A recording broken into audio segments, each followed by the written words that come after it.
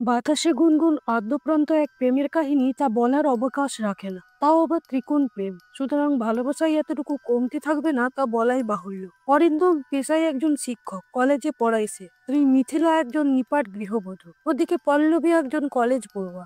এই গল্পে পল্লবীর জীবন একদম প্রেমহীন। হলদিপুরের মাফিয়া পরিবার থেকে তার বড় হওয়া, ছোটবেলা থেকেই তাকে নানান কঠিন পরিস্থিতির মধ্যে দিয়ে যেতে হয়েছে। একদিন কলেজে বদলি হয়ে আসা অরিন্দমের প্রেমে পড়েছে। ওদিকে মা আর স্ত্রীকে নিয়ে ছোট্ট সংসার অরিন্দমের। স্বামীকে ঘিরেই মিথিলার গোটা পৃথিবী। তবে তার স্বামী আবার পল্লবীর প্রেমে পড়ে, আর তাতেই স্বামীর আচরণও খানিক বদল লক্ষ্য করলো মিথিলা। এদিকে পল্লবী অরিন্দমকে পেতে মরিয়া হয়ে ওঠে। সমাজ সংসারকে বুড়ো আঙুল দেখিয়ে সে অরিন্দমকে পাবার নেশায় এক প্রকার মত্ত হয়ে ওঠে। আর মিথিলাও এই দুজনের সম্পর্কে টের পেয়ে হয়ে ওঠে এক অন্য মানুষ, যা সে কোনোদিনই ছিল না। কেমন মানুষ হয়ে উঠলো সে, কি হয় এই ত্রিভুজ প্রেমের পরিণতি, জানতে হলে সম্পূর্ণ ভিডিওটিকে দেখে নিন বন্ধুরা। আর ভিডিও ভালো লাগলে অবশ্যই একটি লাইক করে দেবেন, কমেন্ট করে জানাবেন, আর আমার চ্যানেলটিকে সাবস্ক্রাইব করে পাশে থাকা বেল বাটনটি প্রেস করে দেবেন আমার আপলোড করা ভিডিওর নোটিফিকেশন পাওয়ার জন্য। তাহলে চলুন কাহিনীটি শুরু করা যাক। কাহিনীর শুরুতেই আমরা দেখি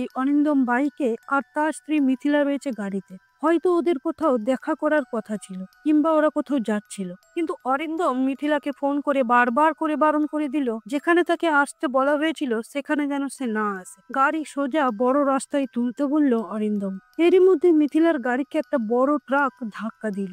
রক্তাক্ত অবস্থায় মিথিলা রাস্তায় পড়ে রইল। মিথিলা অপারেশন থিয়েটারে, আর বাইরে পাথরের মতো দাঁড়িয়ে থেকে অরিন্দম ভাবছিল যে ও তো জানতো এরকম একটা দিন আসবে, কারণ পেটের টানে ও একদিন ঢুকে গিয়েছিল মাফিয়া প্রকাশ পট্টনায়কদের দুনিয়ায়। অরিন্দম হলদিপুরের কলেজে পার্ট টাইম টিচার হিসেবে জয়েন করেছিল, আর বেনারসে কিছু ঝামেলা করে পল্লবী পড়তে এসেছিল এই হলদিপুরের কলেজে। একদিন অরিন্দম ক্লাস নেওয়ার সময় দেখলো পল্লবী কোনো পারমিশন না নিয়ে সোজা ক্লাসে ঢুকে বেঞ্চে বসে খাতায় কি সব আজে বাজে লিখতে লাগলো। ক্লাসের বা স্যারের প্রতি যে তার বিন্দুমাত্র পরোয়া নেই সেটা পল্লবীকে দেখেই বুঝতে পেরেছিল অরিন্দম। তাই ক্লাস শেষ হলে ও পল্লবীর কাছে গিয়ে জিজ্ঞেস করলো, তোমার নাম কি, তোমার কি কিছু সমস্যা হয়েছে? ছলো ছলো চোখে পল্লবী অরিন্দমের দিকে তাকিয়ে রইল।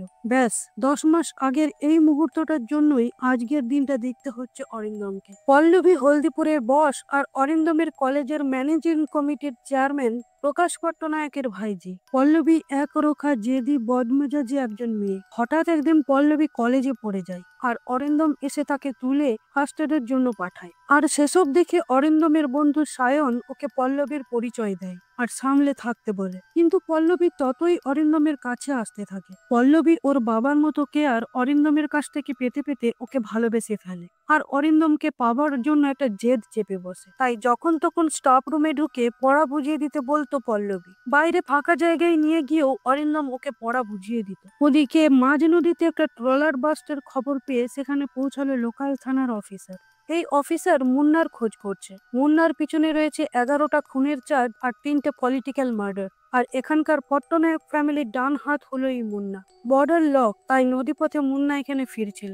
আর এই ট্রলারটা ব্লাস্ট করার পিছনে রয়েছে এই পুলিশ অফিসারটারই হাত। এবার রিপোর্টারদের বলার জন্য অফিসার তার সহকারীর ডান হাতে একটা গুলি করে, যাতে সে বলতে পারে যে বন্দুক কেড়ে নিয়ে মুন্না ওর উপর গুলি করেছে। আর এই মুন্নাকে বড় করে তুলেছিল পল্লবীর বাবা, তাই পল্লবীকে মুন্না দিদির মতো ভালোবাসে। পল্লবীও তার সমস্ত কাজ তার মুন্নাদাকে দিয়েই করায়। এদিকে পল্লবীর ফ্যামিলিতেও চলছে ঝামেলা। পল্লবীর বাবা তার বিশাল ব্যবসা পল্লবীর নামেই করে গেছে। এখন ওর কাকা প্রকাশ পট্টনায়ক চাইছে ব্যবসাটাও নিজের কাঁধে নিতে, কিন্তু তার জন্য পল্লবীকে ফাইলে একটা সাইন করতে হবে। পল্লবী ওর বাবাকে ছাড়া আর কাউকে ভালোবাসে না, বিশ্বাসও করে না, কারণ ওর মা ওর বাবাকে ছেড়ে ওর কাকাকে ভালোবেসেছিল। তাই পল্লবী এরকম সাইকো তৈরি হয়েছে।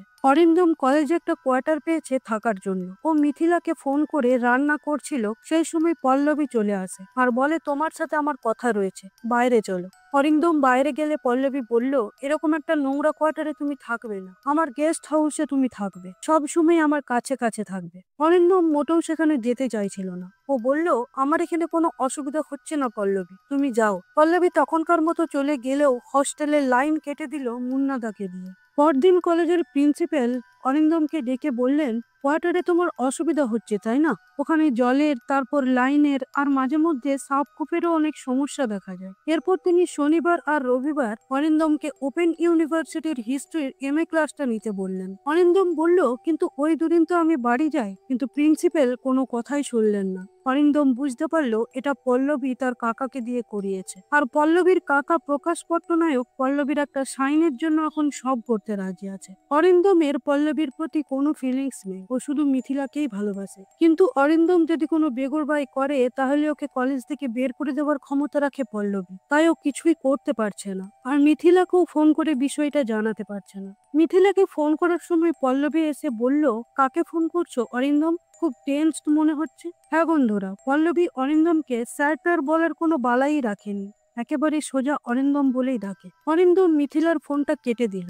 আজ অরিন্দম রেগেই ছিল পল্লবীর উপর, প্রিন্সিপালকে দিয়ে কাজটা করানোর জন্য। তাই অরিন্দম বলল, শোনো পল্লবী, আমি মফস্বলের মধ্যবিত্ত পরিবারের একটি ছেলে। ছোটবেলা থেকেই জানি বড় লোকদের মনের খেয়ালে যেসব কথাগুলো চলে তার সাথে আমরা পেরে উঠবো না। তাই আমার মনের ভিতর যদি কিছু চলেও থাকে, তোমার মতো বড় লোকদের পক্ষে সেটা বোঝা খুবই কঠিন। তাই এই ওপর দেখানোগুলো প্লিজ বন্ধ করো। এসব কথাকে কোনো পাত্তা না দিয়েই একরকম জোর করে পল্লবী অরিন্দমের কোয়ার্টার থেকে সমস্ত জিনিসপত্র তুলে পল্লবীর গেস্ট হাউসে নিয়ে যায়। বাধ্য হয়ে অরিন্দমকেও সেখানে যেতে হলো। আর এটা প্রকাশ পট্টনায়ক করে দেওয়ার জন্য পল্লবী সেই ফাইলে সাইন করে দিল। গেস্ট হাউসে পৌঁছালে অরিন্দমকে ফোন করলো মিথিলা। অরিন্দমের মা ক্যান্সারের পেশেন্ট, তাকে হসপিটালে নিয়ে গিয়েছিল মিথিলা। ডক্টর কেমোর আগে আবার কিছু টেস্ট করতে দিয়েছেন, যেটা ফোন করে জানালো মিথিলা। অরিন্দম বলল, ঠিক আছে, আমি কিছু টাকা পাঠানোর ব্যবস্থা করছি। সেই সময় পল্লবী এলে আবার ফোন কেটে দিল অরিন্দম। অরিন্দম আর পল্লবীকে একসাথে দেখে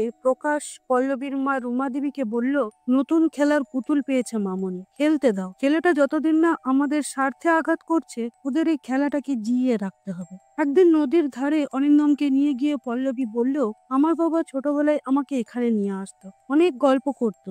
আমি যাকেই কাছে চেয়েছি তাকেই হারিয়ে ফেলেছি, রাখতে পারিনি। পল্লবী বলল, আমি কি তোমাকে বিশ্বাস করতে পারি? অরিন্দম বলল, হ্যাঁ পারো। পল্লবী বলল, তাহলে কথা দাও তুমি আমাকে ঠকাবে না। অরিন্দম বুঝতে পারছে যে সে ভুল করছে, তাও ও নিজেকে আটকাতে পারছে না। আটকানোর কোনো পথ নেই।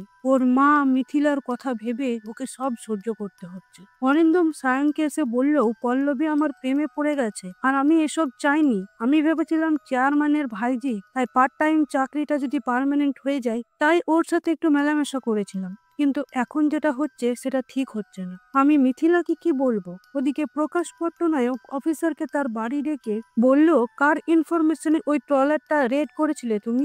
অফিসারকে ইনফরমেশনটা দিয়েছিল কাউন্সিলর সুনীল বাবু। উনি দুই কাঠেরই মাদল, দু ধারেই খেলে। প্রকাশের সাথে ঘনিষ্ঠ, আবার তার ইনফরমেশনও পুলিশকে দেয়। আসলে সুনীল বাবু বড়বাবুর মানে পল্লবীর বাবার খুব ভালো বন্ধু ছিল। তাই কার ইনফরমেশনে রেড করেছিল সেটা বললো না অফিসার, উল্টে জিজ্ঞেস করলো ট্রলারে করে বোতলগুলো পাঠাচ্ছিলেন কোথায়। আমি মুন্নাকে চাই, আপনার ভাইজির লোক আমার হাতে নেই। সেই ব্লাস্টে যে বডিটা আমরা পেয়েছি সেটা মুন্নার নয়। ওদিকে পল্লবী অরিন্দমকে বারবার ফোন করেও যখন পেল না, তখন সোজা তার পোশাক গুন্ডাদের নিয়ে হাজির হলো সায়নের কাছে। জিজ্ঞেস করলো, অরিন্দম কোথায়, ফোন তুলছে না কেন?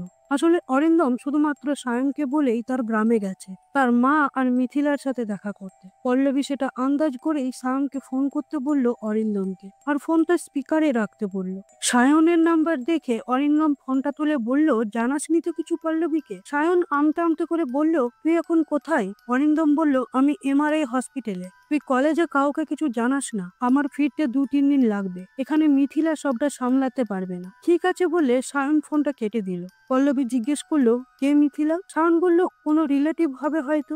ওদিকে অরিন্দম মিথিলাকে সবটা জানাতে পারছে না বলে ছটফট করছে। আর এদিকে পল্লবী অরিন্দমের ঘরে ঢুকে ওর সমস্ত বাক্স প্যাটরা সার্চ করে অরিন্দমের আর মিথিলার একটা বিয়ের ফটো পেল। পল্লবী মুন্নাকে পাঠিয়ে দিল MRI হাসপাতালে, আর নিজেও বেরিয়ে পড়লো হাসপাতালের উদ্দেশ্যে। হঠাৎ রাত্রে হাসপাতাল থেকে ফোন এলো অরিন্দমের কাছে। সেখানে গেলে ডক্টর জানালেন যে অরিন্দমের মায়ের কোনো কেমো হবে না। অরিন্দম রেগে গিয়ে বলল, এগুলো কি কোনো মজা হচ্ছে নাকি? অরিন্দম চিৎকার করতে শুরু করলে মিথিলা বললে, তুমি থামো, আমি দেখছি। মিথিলা ডাক্তারের সাথে কথা বলতে গেলে সেখানে মুন্না এলো। অরিন্দম মুন্নাকে দেখেছিল, সেদিন তার কোয়ার্টারে যেদিন লাইন চলে গিয়েছিল। অরিন্দম বুঝতে পারলো এসব পল্লবীর কাজ। পল্লবীর ফোন ধরতে বলল মুন্না। ফোনটা ধরলে পল্লবী বলল, হ্যাঁ এটা আমি করেছি। তোমার মায়ের কোনো ট্রিটমেন্ট না হতে দিয়ে আমি বাড়ি পাঠিয়ে দিতে পারি, সেটা তুমি ভালো করেই জানো। তাই ভবিষ্যতে আমার ফোন না তোলার সাহস দেখিও না। পরদিন সকালে অরিন্দম দেখলো তার হসপিটালের সমস্ত বিল পেড হয়ে গেছে। মিথিলা তো অবাক, কে দিল এত টাকা? রিসেপশনে থাকা মেয়েটি বলল, উনি দিয়েছেন। আমরা দেখি পল্লবী অরিন্দমের মাকে নিয়ে হুইল চেয়ারে করে আসছে। পল্লবী মিথিলাকে বলল, আমি অরিন্দম স্যারের স্টুডেন্ট। আমি শুনেছিলাম স্যারের মায়ের শরীর খারাপ, তাই দেখতে চলে এলাম। মিথিলা তো কিছুই জানে না, তাইও বলল, খুব ভালো করেছো, চলো বাড়ি চলো। এরপর মিথিলা বাড়ির ভিতর গেলে অরিন্দম পল্লবীকে বলল, এসব কেন করছো? আমাকে নিয়ে হলো না, এখন আমার বাড়ি চলে এসেছো। পল্লবী বলল, আমাকে নিয়ে খেলা করার সময় মনে ছিল না? অরিন্দম বলল, আমি তোমাকে নিয়ে কি খেলা করেছি? পল্লবী বলল, পরে বলবো সে কথা, আজকের মতো আসছি, কলেজে দেখা হবে। বলেই চলে গেল পল্লবী। সায়ন বলল, এবার কি করবি ভাবছিস তুই? অরিন্দম বলল, আমি ভাবছি সব মিথিলাকে বলে দেবো, কারণ চাকরি ছেড়ে চলে গেলেও ও আমার পিছু ছাড়বে না। অরিন্দম প্রকাশ আর পল্লবীর মার কাছে গিয়ে সোজা বলে দিল, আমি এই গেস্ট হাউসে আর থাকতে পারবো না, আমার ভালো লাগছে না। রাত্রে মিথিলা অরিন্দমকে ফোন করে বলল, পল্লবী সকালে ফোন করেছিল, মায়ের খোঁজ খবর নিচ্ছিল।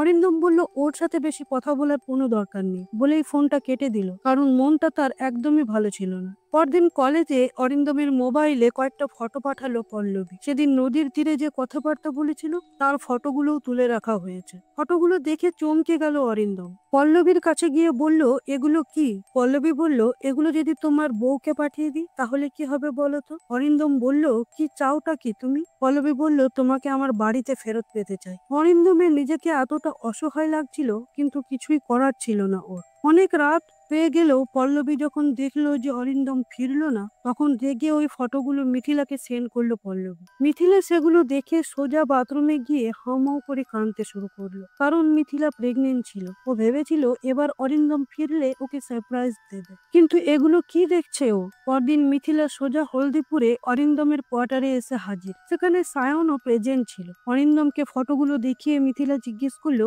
এগুলো কি? অরিন্দমের মুখ থেকে একটা কথাও বের হলো না। কি বলবে ও, তাই সামাল দিতে সায়ন বলল, আরে ওগুলো কলেজের পিকনিকের ফটো, আর অরিন্দম তখন কলেজের ক্রাশ, ওগুলো নিয়ে ভেবো না। সায়নের কথায় বিশ্বাস করে কিছুটা নিশ্চিন্ত হলো মিথিলা। রাতে ওখানেই থেকে গেল। ওদিকে মুন্না পল্লবীকে ফোন করে জানালো যে মিথিলা এখানেই অরিন্দমের সাথে রয়েছে। মিথিলা ওর ভাইকে নিয়ে একটা ফ্ল্যাটের ছাদের কার্নিসে চেপে অরিন্দমকে একটা ভিডিও পাঠালো। অরিন্দম তখন ঘুমাচ্ছিল, বেশ রাতও হয়েছে। অরিন্দম বাথরুম যাবার সময় ভিডিওটা দেখলো। পল্লবী বলছে, আমি যে তোমার জন্য উপর থেকে ঝাঁপ দিতে পারি, বিশ্বাস হচ্ছে না তো? অরিন্দম সোজা পল্লবীর বাড়ি গেল। জানতে পারলো পল্লবী বাড়িতে নেই। অরিন্দম পল্লবীকে হন্যে হয়ে খুঁজে বেড়াতে লাগলো সারা রাস্তায়। ওদিকে অরিন্দমকে গাড়ি নিয়ে বেরিয়ে যাওয়ার আওয়াজে ঘুম ভেঙে যায় মিথিলার। ও সায়নকে গিয়ে জিজ্ঞেস করে, তোমরা আমার থেকে কি লুকাচ্ছ বলো তো? সায়ন অরিন্দমকে ফোন করছে, কিন্তু অরিন্দম ফোন তুলতে পারছে না। মিথিলা বলল, বলবে না তো? ঠিক আছে, বলতে হবে না, আমি চললাম। এই বলে মিথিলা একাই বেরিয়ে গেল। ওদিকে অনেক খুঁজেও পল্লবীকে কোথাও পেল না অরিন্দম। সেই সময় সায়নের ফোনটা অ্যাকসেপ্ট করলো অরিন্দম। সায়ন বলল, মিথিলা একাই বেরিয়ে গেছে, তুই তাড়াতাড়ি রেল স্টেশনে যা। অরিন্দম রেল স্টেশনে গিয়ে দেখলো লাস্ট ট্রেনটা ছেড়ে দিয়েছে। সকালে বাড়ি ফিরে এলো পল্লবী। মুন্না তখন পল্লবীকে ফোন করে বলল, অরিন্দম বাইকে করেই গ্রামে যাচ্ছে। পল্লবী মুন্নাকে বলল, তুমি পিছু নাও, আমি যাচ্ছি। রাস্তায় পল্লবীর গাড়ির সামনে এলো কাউন্সিলর সুনীল বাবু। ও পল্লবীকে বলল, তোমার কাকা মুন্নাকে পুলিশের হাতে ধরিয়ে দিতে চায়, ওকে বাঁচাও। ওদিকে মুন্না অরিন্দমের বাইকের কাছে গাড়ি দাঁড় করিয়ে বন্দুক তাক করে তার দিকে তাকিয়ে রইল। সেই সময় পল্লবী ফোন করলো মুন্নাকে, বললো, এখনকার মতো অরিন্দমকে ছেড়ে দাও, আর তুমি নিজে বাঁচো, তুমি ওখান থেকে পালাও। মুন্না চলে গেলে সেখান থেকে গাড়ি করে বেশ রাত্রে বাড়ি ফিরলো অরিন্দম। দেখলো বাড়িতে মিথিলা নেই, বাড়ি ফেরেই নি মিথিলা। পল্লবী আবার অরিন্দমকে ফোন করলে অরিন্দম বলল, তুমি যা খুশি করার করো, ভেবো না এভাবে পার পেয়ে যাবে। মিথিলা বাড়ি ফেরেনি, ওর যদি কিছু একটা হয়ে যায় তাহলে আমিও বাঁচবো না। আর খবর নিশ্চয়ই পেয়েছো, মুন্নার বন্দুককেও আমি ভয় পাইনি, তার মানে প্রাণের ভয়টাও এখন আমি আর পাচ্ছি না। একটা থানার থেকে ফোন এলো অরিন্দমের কাছে। অফিসার বললেন যে আপনার স্ত্রী থানায় রয়েছে। থানায় গিয়ে মিথিলাকে বাড়ি ফিরিয়ে অরিন্দম বলল, তুমি বিশ্বাস করো মিথিলা, তুমি যেটা ভাবছো সেটা নয়। মিথিলা বলল, এই শব্দটা তুমি আর আমার কাছে বলো না। ঠিক তখনই আবার ফোন করলো পল্লবী। পল্লবীর ফোন দেখে মিথিলা রেগে বাড়ি ঢুকে দরজা দরজা আটকে দিল। অরিন্দম ফোনটা তুলে বলল, কি চাও পল্লবী? পল্লবী বলল, এখান থেকে যাওয়াটা তোমার ইচ্ছেই হয়েছে, কিন্তু ফেরাটা আমার ইচ্ছেই হবে। একটা ভিডিও পাঠাচ্ছি, দেখে নাও। অরিন্দম দেখলো সায়নকে চেয়ারে বেঁধে পল্লবী তার উপর পেট্রোল ঢালছে। পল্লবী বলল, ভোর অব্দি এখানেই আছি, চলে এসো। কিরকম পরিস্থিতিতে পড়েছে অরিন্দম, তাও ওর কিচ্ছু করার নেই। মিথিলাকে ওখানেই রেখে আবার ফিরে যেতে হলো অরিন্দমকে। তবে গিয়ে পল্লবী সায়নকে ছাড়লো। এবার পল্লবী তার একজন উকিল কাকুর কাছে নিয়ে গেল অরিন্দম, বললো একটা মিউচুয়াল ডিভোর্স করাতে হবে। অরিন্দম বলল, তুমি কি পাগল? আমি কিছুতেই ডিভোর্স করব না মিথিলাকে। ওদিকে প্রকাশ পট্টনায়ক পুলিশ অফিসারকে মাঝ গঙ্গায় ডেকে বলল, আমি আপনার উর্দিতে আরেকটা মেডেল যোগ করে দেব, শুধু আমার একটা কাজ করে দিতে হবে। প্রকাশ বলল, পল্লবী এক্সপোর্ট ইম্পোর্টের ফ্রি হ্যান্ড আর টোটাল ক্লিয়ারেন্স, ওকে শেষ করে দিতে হবে। অফিসার বলল, আমার মুন্নাকে চাই। প্রকাশ বলল, আমি কান ধরে টানবো আর আপনি মাথাটা পেয়ে যাবেন। আর যাকে যাকে ওখানে প্ল্যান করছি, যাদের কাঁধে বন্দুক রেখে চালাবো, অ্যাকশন হয়ে গেলে তাদের তুলে নেবেন। তবে এই কথাটা যেন কেউ না জানতে পারে, এমনকি রুমাও না। পল্লবী তার কতগুলো বন্ধুদের তার সঙ্গে অরিন্দমের সম্পর্কের কথাটা বলেছে। সেই বন্ধুগুলো অরিন্দমের কাছে এসে পল্লবীকে বলল, তোদের দুজনকে বেশ ভালোই মানাবে রে। আরো অনেক আজে বাজে কথা বলছিল ওরা। পল্লবী দাঁড়িয়ে দাঁড়িয়ে হাসছিল। আর সহ্য করতে না পেরে অরিন্দম পল্লবীকে সপাটে একটা থাপ্পড় মারল। বন্ধুগুলো তা দেখে সেখান থেকে পালিয়ে গেল। পল্লবীর গায়ে হাত তুলেছে শুনে প্রকাশ রুমার কাছে নাটক করে বলল, আমি এসব মেনে নেব না। আমার মামুনির গায়ে হাত তুলেছে ওই ছেলেটা, আমি ছাড়বো না। রুমা বলল, ওই ছেলেটাকে পল্লবী ভালোবাসে। প্রকাশ বলল, কে বলেছে ভালোবাসলে শাস্তি দিতে নেই? এরপর পল্লবী গেল মিথিলার সাথে দেখা কর। মিথিলা তখন তার প্রেগন্যান্সি রিপোর্ট নিয়ে বাড়ি ফিরছিল। পল্লবী ওর কাছে গিয়ে দাঁড়ালো, বলল, তুমি আমার ফোন ধরছো না কেন? মিথিলা বলল, তুমি তো অরিন্দমকে ভালোবাসো, তাই না? পল্লবী বলল, হ্যাঁ ভালোবাসি। ও আমার লাইফে না আসলে আমি কাউকে বিশ্বাস করতেই পারতাম না, খুব একা হয়ে গিয়েছিলাম। এসব শুনে খুবই কাঁদতে কাঁদতে সেখান থেকে চলে গেল মিথিলা। আর এই কথাগুলো ভয়েস রেকর্ড করে অরিন্দমকে পাঠালো পল্লবী। অরিন্দম মিথিলাকে ফোন করলে ফোন তুললো না মিথিলা। আরো টেনসড হয়ে গেল অরিন্দম। মাঝ নদীতে একটা নৌকোর উপর হতাশ হয়ে দাঁড়িয়ে রইল অরিন্দম। সেখানেও পল্লবীর লোক প্ল্যান করা ছিল। পল্লবীর লোকটাকে ফোন করলে লোকটা বলল, চুপচাপ নৌকার উপর দাঁড়িয়ে আছে দিদি। পল্লবী বলল, তুই লক্ষ্য রাখ, আমি আসছি। ওদিকে মিথিলা গেছে পার্লারে নিজেকে চেঞ্জ করার জন্য, তাতে যদি অরিন্দমের ওকে একটু ভালো লাগে। চুল টুল কেটে মডার্ন পোশাকে তৈরি হলো মিথিলা।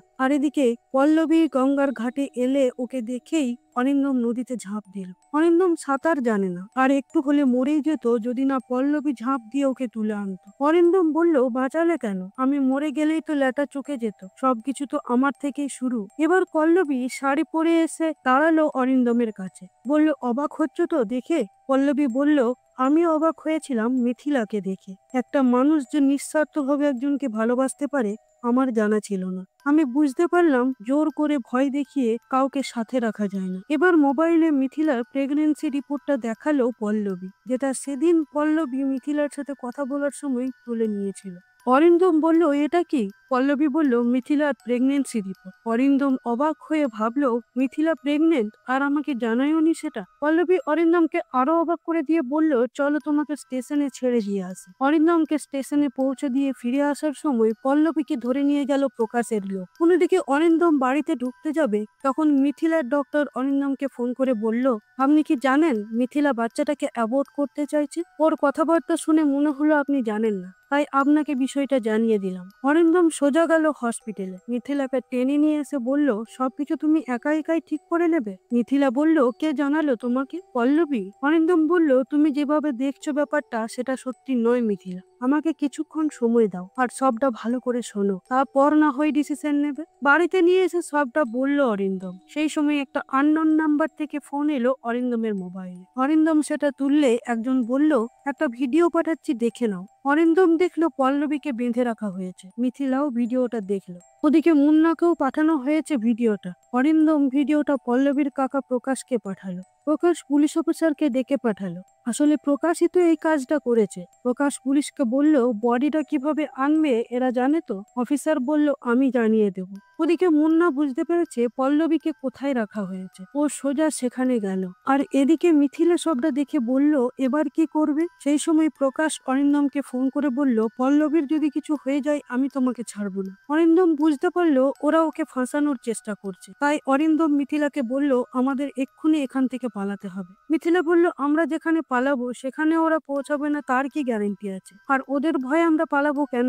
অরিন্দম বলল, তুমি ওদের চেনো না মিথিলা, ওরা সাংঘাতিক লোক। মিথিলা বলল, এবার আমি যা বলছি সেটা তুমি শোনো। অন্যদিকে যারা পল্লবীকে ধরে নিয়ে গেছে তাদেরকে ফোন করে প্রকাশ পট্টনায়ক বলল অরিন্দম আর পল্লবী যেন বেঁচে না ফিরে, আর মুন্নাকে পুলিশের হাতে তুলে দিবি। এই কথাবার্তা দরজার আড়াল থেকে শুনতে পেল রুমা দেবী। রুমা দেবী প্রকাশের কাছে এসে বলল, এজন্যই আমি আমার স্বামীকে ছেড়ে তোমাকে চুজ করেছিলাম। পল্লবীর যদি কিছু হয়ে যায় আমি তোমাকে ছাড়বো না। এই বলে সে একটা বন্দুক বার করলো, কিন্তু প্রকাশ সাথে সাথে একটা লোহার শক্ত জিনিস দিয়ে রুমা দেবীর মাথায় আঘাত করলো। ওদিকে মুন্না সেখানে পৌঁছে ওই লোকগুলোর উপর গুলি করতে শুরু করলো, কিন্তু অনেকগুলো লোক থাকার কারণে মুন্না একা পেরে উঠলো না। গুন্ডাগুলো মুন্নার পায়ে গুলি করলো। ঠিক সেই সময় অরিন্দম সেখানে এসে পৌঁছালো, আর গুন্ডাগুলোর সাথে বেশ মারামারি হলো। তারপর পল্লবীর হাতটা খুলতে গেলে কেউ অরিন্দমের মাথায় বড় লোহার ডান্ডা দিয়ে আঘাত করলো। অরিন্দম সঙ্গে সঙ্গে অজ্ঞান হয়ে মাটিতে পড়ে গেল। ততক্ষণে পল্লবীর হাত খোলা হয়ে গিয়েছিল, আর এদিকে বাইরে অফিসার আর তার লোক পল্লবী আর অরিন্দমের মরার অপেক্ষা করছিল।